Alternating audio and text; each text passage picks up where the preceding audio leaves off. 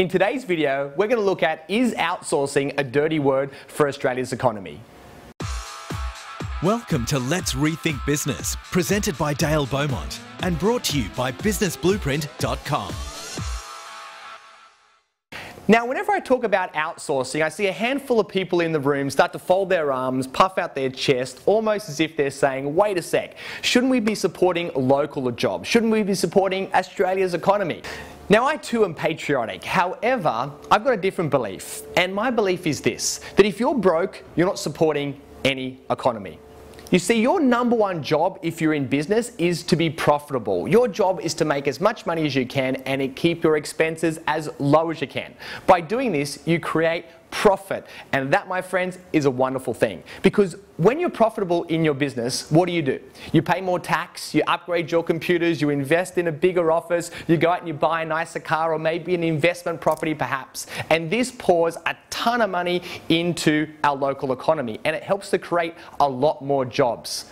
However, if you hang on to your pride and you hang on to business models of the past and you don't embrace the future, you may very well find yourself going broke. And if you go broke, like tons of other businesses that have, you stop paying tax, you stop paying wages, and you maybe even have to go on government benefits, which sucks a huge amount of money out of the economy.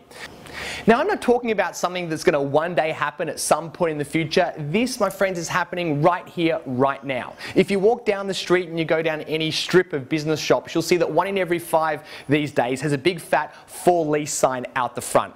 That means it's a business that's gone broke because they've been holding on to business models of the past and they haven't been able to keep their operating expenses low enough to still be profitable. Now that I'm on this path, I'd like to flush out a few other misconceptions that may be holding you back from embracing outsourcing. Let's begin. Number 1, am I stealing jobs from Australia?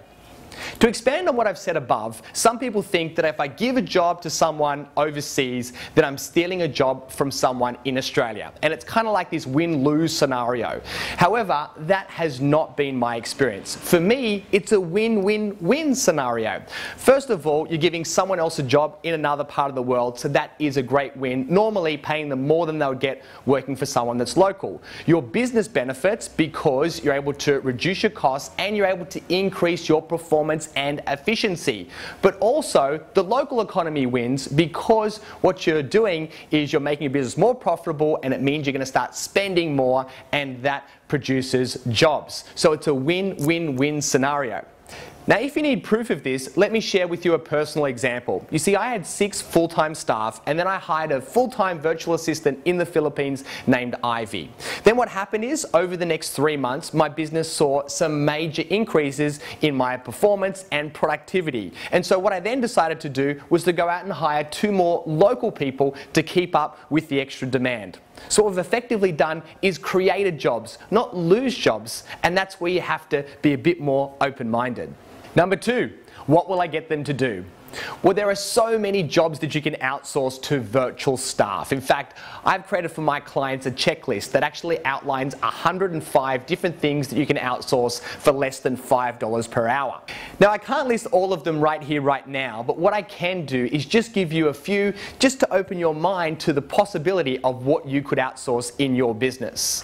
First of all, clearing out your emails, deleting junk and spam, going through and replying to basic customer service emails, contacting people when their emails bounce to then get their new details so you can update your database. Maybe it is updating your website, optimizing different pages for the search engines, replying to blog comments perhaps, posting new information on your Facebook page or your Google Plus page and monitoring people's feedback, maybe generating weekly reports such as marketing reports or maybe other reports for your web analytics, and they can get emailed to you once a week. Maybe it's typing up minutes for meetings, creating presentations, putting together slideshows for you, or even doing research for creating a video just like this. Now, that is just the tip of the iceberg. There are literally dozens of other tasks that you can outsource in your business, not to mention dozens more that are going to be unique to your particular business. Bottom line is, if you can do it, you can create a system around it so someone else can do it so you don't have to.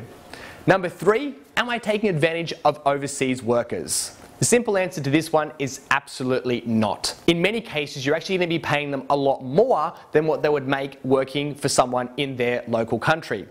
As an example, I have a friend of mine that pays his virtual assistant $2.75 per hour. However, before working for him, they were working for a call center getting paid $1.95 per hour. So in short, you're providing these people with a fantastic opportunity to earn more income than what they normally would, and they can work normal hours. Number 4, can you really find good people? Henry Ford once said, "If you think you can, you're right. If you think you can't, you're also right." This means that if you think you'll never find good people overseas, then that's exactly what you'll get. However, if you set your expectations high and you're willing to pay just a little bit more than everyone else, you're going to find some amazing people.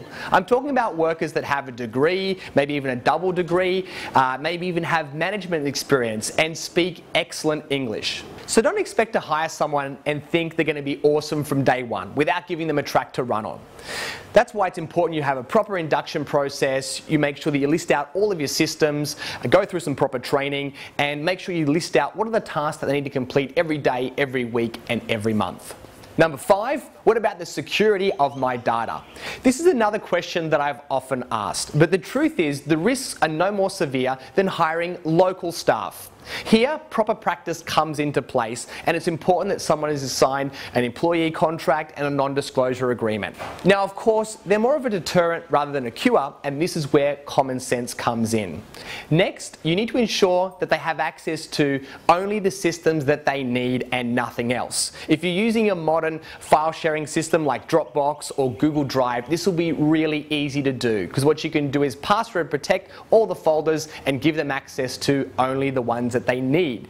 In the case of passwords, then you should look at using something like LastPass or RoboForm, which is a great way of being able to securely protect all of your passwords, and at a moment notice you can change those passwords if they ever don't work out, so they won't have access to any of your sites. Now, I could go on here and talk about a whole bunch of other strategies, but at the end of the day, offshore staff want to do the right thing.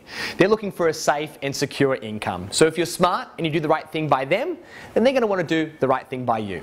This will be the last question I'm going to answer here, because at this point you don't need any more convincing. You just need to get out of your own way, and you just need to go for it. As one of my mentors once said, you can make money or you can make excuses. You can't make both. Now, back to the question. No, it's not difficult to manage offshore staff, provided you have the right tools and you have a consistent rhythm of communication. In summary, I think it's time that we all grow up and start thinking differently about outsourcing. Rather than stealing jobs from Australia, in my experience, it creates jobs in Australia.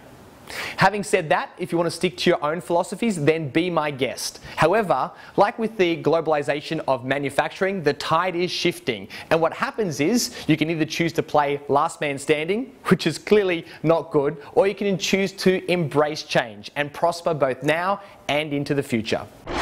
So that completes today's video, and I'd love to know now, what do you think? Do you agree with this radical idea that outsourcing is a good thing for Australia's economy, or do you completely disagree? I'd love to know your opinion and tell me why.